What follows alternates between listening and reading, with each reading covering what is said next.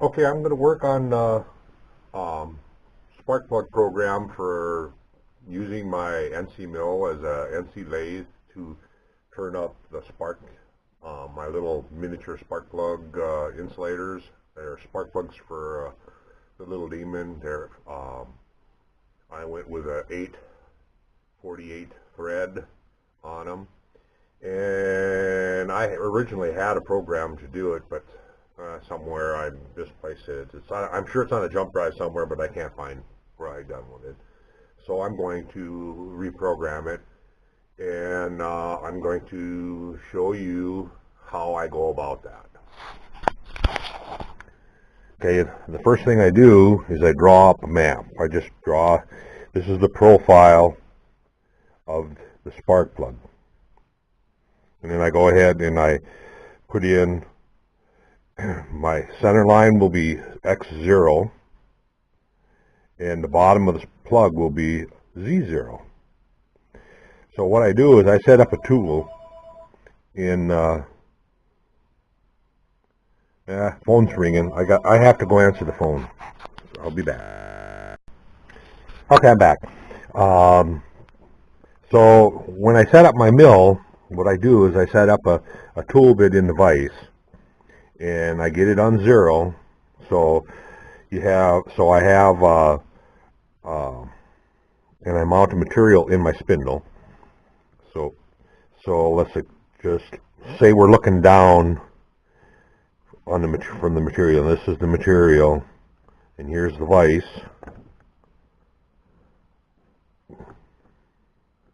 And I'm not very good at sketching especially without rulers or anything, but there's the vise, and I mount my tool bit in here, which is a 20 thousandths wide grooving tool that I turned up. Yeah, I got that. See, I did that wrong. It's 20,000. If we're looking down on it, it would be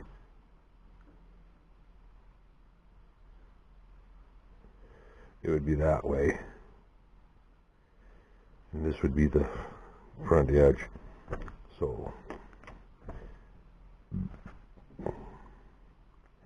anyway, and that's got this edge, the cutting edge will have to be set right on center line. So now when we come back over to our map, we got our tool set up on center line, and the top of the tool is at Z0. So then we go ahead and we plug in the numbers that we need to plug in. And the first thing we'll do is we'll bring the the grooving tool down to Z0, and we'll face it off. And we'll come back, and I'm just going to explain the finish pass, because I'll add material to I'll add to the numbers to make a rough pass. So anyway, we'll come back to the 0.023 for the chamfer, and then that's where the chamfer starts. And we come up to Z065. So we're coming up at an angle. So we come up at an angle. The tool bit follows that, comes up to here. Oops. And then from there, I said that wrong.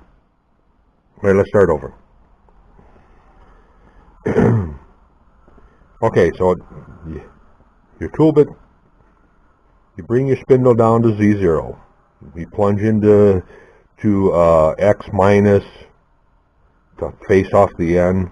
We bring the tool bit back to X023. So that would be our first move. And then our second move, we would move our X to 046 and our Z to 065. And then that'll bring the tool bit up at an angle. Then we take and we go to our distance up to our flange on a Z move.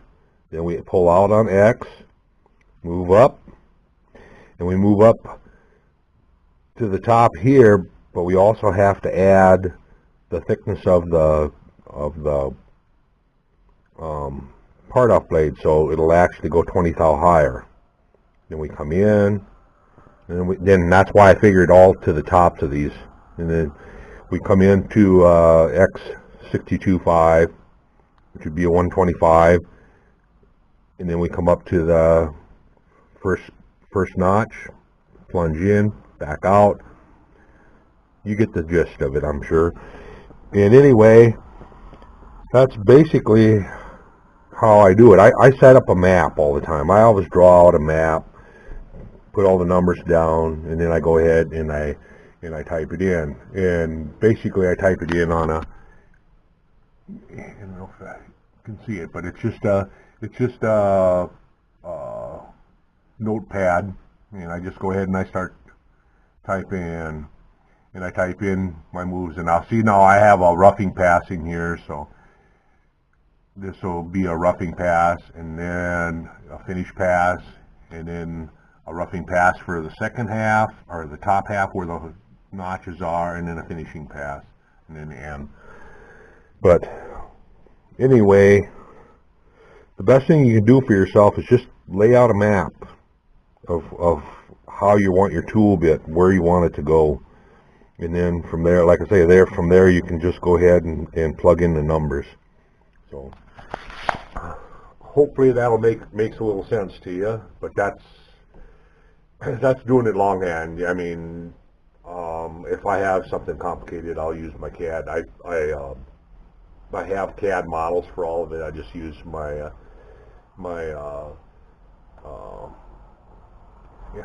code generator and just let it do its number. But yeah, I can show you. I've plugged in all the numbers. I can show you on my screen here.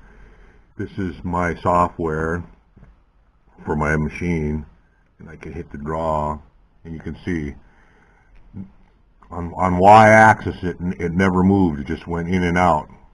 But you can see on the Z-axis it's actually this would be 0, so it's going to go in the minus direction. So you can see the angle there, down, flange, right there, comes in, and then comes down, and then you can see the little notches right there. If you look really close, there's the notches right, 1, 2, 3, and then part off.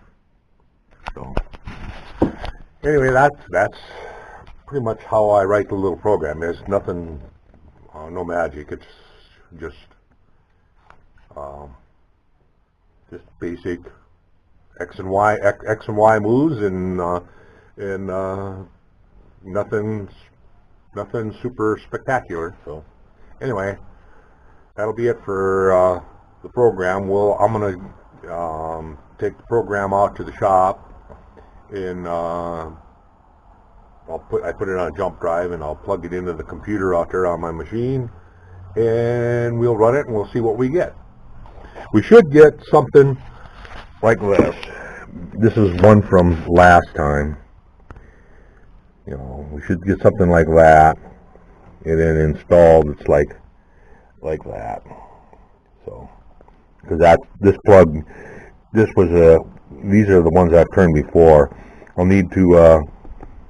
I'm thinking about writing a little program to turn the steel parts up, the bases up too, on the mill. Just basically, if I do that, it would be just turn the diameter for the electrode, and then turn the diameter for the threads, turn that diameter, and this diameter, and that diameter, and I may even drill a hole in it. I might set up several tools. I don't know yet. So anyway, that'll be it. Thanks for watching. Catch you later.